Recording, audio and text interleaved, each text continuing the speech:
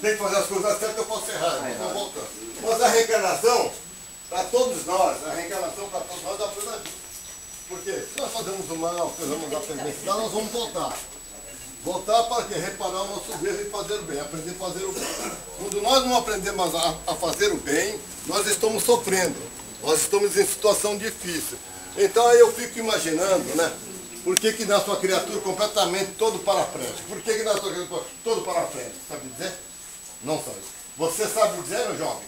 Por que nasce uma criatura todo paraplégico, todo escofrênico, tudo atravessado na vida?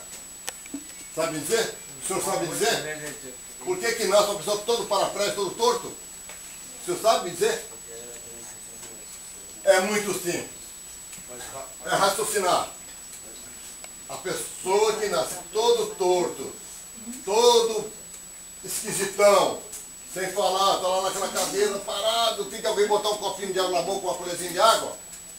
Vocês podem ter certeza disso aí. Por isso que eu perguntei, acredita na reencarnação? Criatura que fez muita maldade, criatura que foi muito ruim, criatura que fez guerra, criatura que se opção nele, aí volta na necessidade. Por quê? Porque se ele voltar no corpo perfeito de novo, ele vai fazer tudo errado de novo. Né?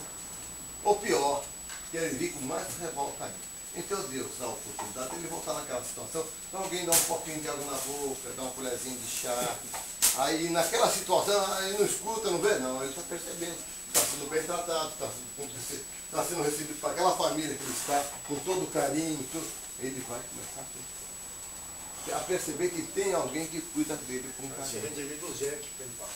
Então está se reparando a maldade do outro. Então por que nós sofremos? Pela nossa maldade, pelo nosso Deus. Por que estamos em situação difícil? Porque nós estamos fazendo coisa errada, gente. Nós não estamos fazendo a coisa certa que Jesus disse. Amar uns aos outros.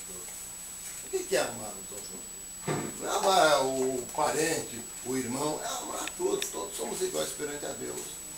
Porque Deus é um só. O Pai é um só. E Ele criou todos nós iguais. Todos nós. Agora, uns são felizes. Um consegue ter um pouquinho mais de felicidade, porque também faz o bem, porque é justo, se preocupa com o próximo, procura fazer a coisa certa, né? Não fazer maldade, não querer tirar vantagem, né? Não passar ninguém para trás.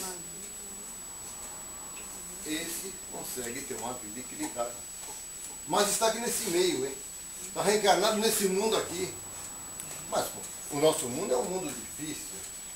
É um mundo de violência ainda, né?